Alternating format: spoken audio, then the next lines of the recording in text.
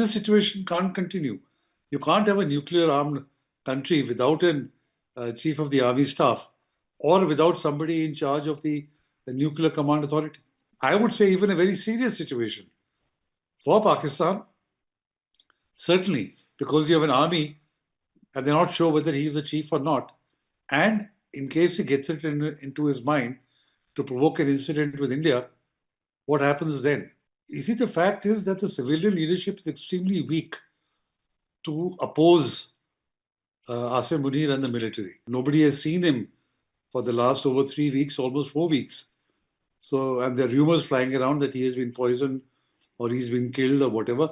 So, in a nutshell, the relationship between the army, especially Asim Munir and the PTI, are as bad as they could get. Basically, the Pakistan, actually, the deadline has been expired yesterday on November 29th. And it's been like whole 24 hours, and they haven't yet decided who will continue as the defense chief. The question is, would Asif Munir would continue to in his position as the army chief? Yes. Yeah, that's the interesting thing, and that's why there's a lot of debate and controversy on it, because his tenure finished yesterday. And as per the amendment, the 27th Amendment to the Constitution, there is now a Chief of Defence Force, and the term of the Army Chief will be coterminous with the CDF and runs for 5 years. But there has to be a notification. You see, I'll read out the provision of the Army Act, which was modified. Provided that for the first appointment of Chief of Army Staff, concurrently the Chief of Defence Forces, under Article 243 of the Constitution, the tenure under this section shall commence from the date of notification of the said office.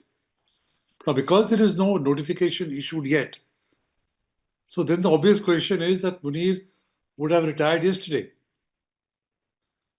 Now, some people feel that there is a controversy. This is very clear that, only from the date of notification can he continue as Army Chief and Chief of Defence Forces. But some people feel that the Army Act was also amended in 2004, under which the tenure of the Army Chief was for 5 years. So he's done 3 years, 22 to 25. He has another 2 years to go. So they feel that no new notification is actually required. Now, this is controversial. And we don't know which way or how the judiciary will look at it or how the government will look at it. But the fact of the matter is that this makes his position very tenuous. At the same time, there are reports that there are other generals in the general headquarters and within the top echelons of the army who are now jostling for position to become army chief or to become, there are 2 new posts of 4 stars that have been created. So all in all, this is a very messy state of affairs. And if the fact remains that he is no longer the army chief, then you have a situation where Pakistan doesn't have an army chief, and even the nuclear command authority, which was supposed to be under a new post of Strategic Forces Command, that is also not there. So it's an extremely strange situation that Pakistan is under at the moment. So what do you think is going to be the repercussions of this? If this continues for more 2-3 days, maybe a week, if they are indecisive on who should continue, what do you think should be the repercussions of it?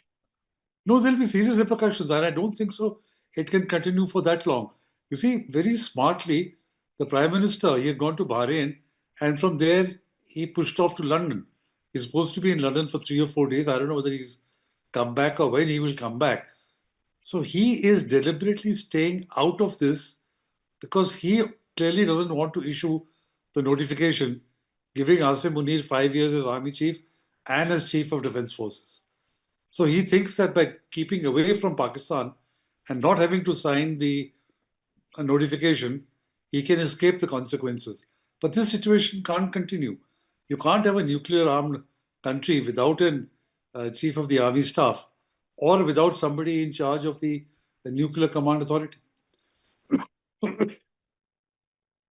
So what kind of effect would it make on Pakistan's you say on the justice, or maybe whatever the defense services are happening, the basically the whole of army, and we just had Operation Sindhu few months back, and if such things happen, how would you think they'll deal with this? But that's a good question. Nobody knows. In fact, you look at it the other way. Just to prove his utility and the fact that he must continue and the notification should be issued, he could provoke an incident. Even though legally, technically, he may not be army chief, but he could still provoke it. Who's to challenge him? So it's a very unsatisfactory situation. I would say even a very serious situation for Pakistan, certainly, because you have an army and they're not sure whether he's the chief or not. And in case he gets it into his mind to provoke an incident with India, what happens then? So it's a dangerous situation. So what do you think it makes, it's delaying them to decide who's gonna be the next army chief? Like, what is there a rift something, or there's some higher authority which is not could not decide over it, or what exactly is it you feel? You see, the fact is that the civilian leadership is extremely weak to oppose Asim Munir and the military. So they are doing these tricks by the back door. If they were strong, they could have told him, sorry, we were not going to give you 5 years, we're not going to make you chief of defense forces. But this was rammed through parliament because of the pressure of the army to create this post of chief of defense forces, which also is the head of the air force and the navy. So it is because of the weakness of the civilian government. That's the reason why they are delaying it through backdoor tactics rather than being upfront. They clearly don't want to appoint or sign the notification for 5 years as CDF, or in 5 years, another 5 years. He's already done 3 years. So by the time he finishes, he would have done 8 years. He could then even seek 5 years after that. People suspect that if he gets 5 years now till 2030, he will carry on till 2035.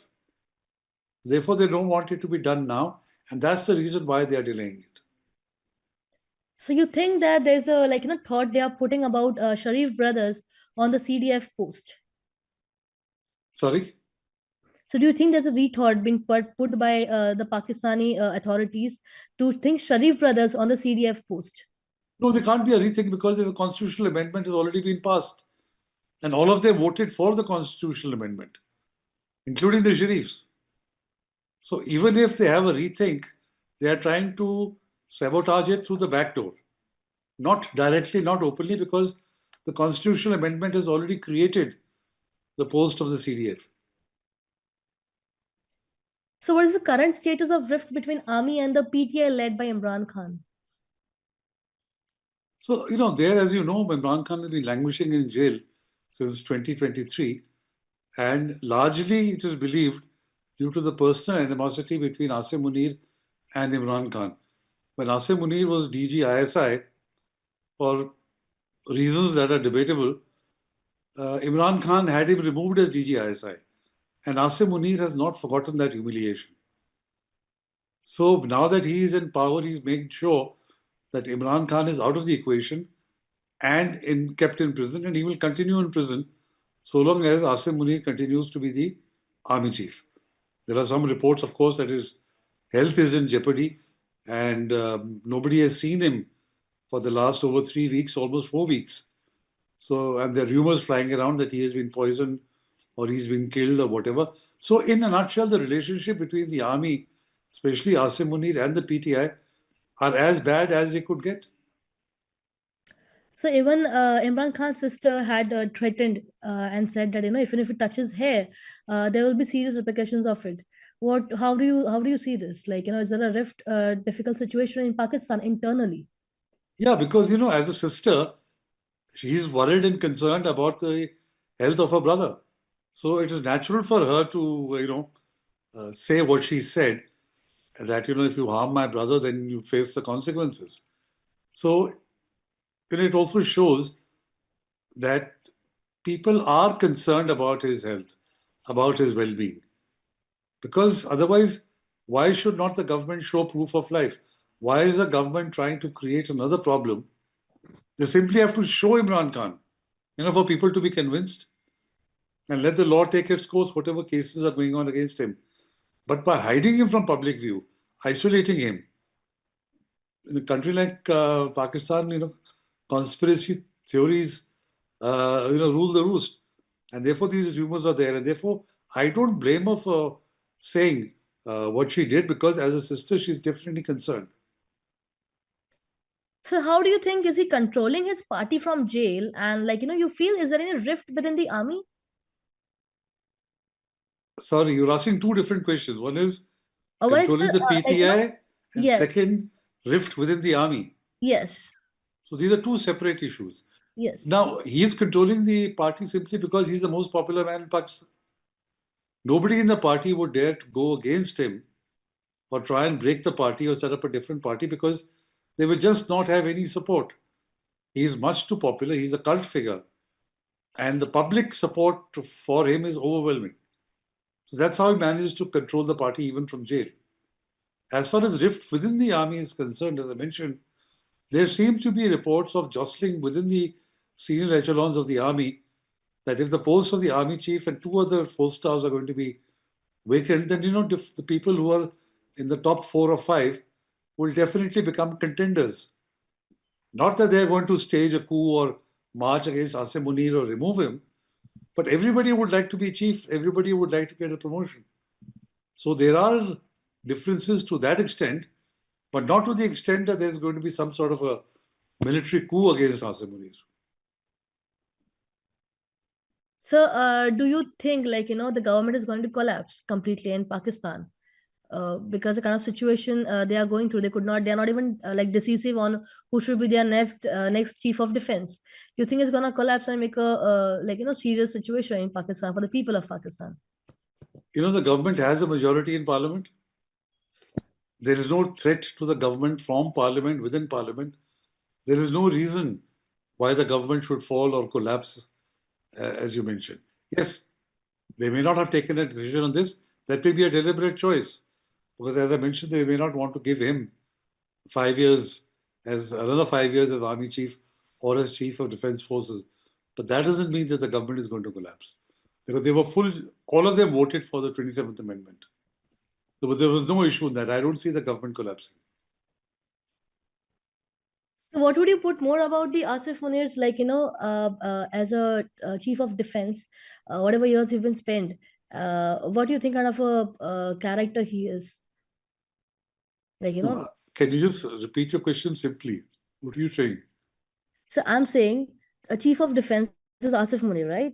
So the kind of tenure he has led, would you want to shed some light on it? What kind of person he is, or what kind of officer he is? No, he's certainly like, most army chiefs of Pakistan. He's authoritarian. He believes in unity of command, that he's the person in command and in control. Earlier, he had control of the army. Now he has control. He will have control over the Air Force and the Navy. So that is something which neither the Navy nor the Air Force will like. So we'll have to wait and watch and see what kind of a relationship he develops with the Navy and with the Air Force, because they would not like their commands to be undercut. But what he has come out, that he believes in unity of command, that is, and he is on the top and everybody else follows him and listens to him. So this is second last question I'm asking you. Now the delay in appointing a CDF, you think it's gonna impact Pakistan's nuclear command and control architecture completely? It will impact it in the sense that it will become a one-man show, because the person who is appointed as commander of the nuclear command will be a nominee of the army chief. He will recommend his name to the prime minister, who will then appoint him. So he will report directly to the army chief.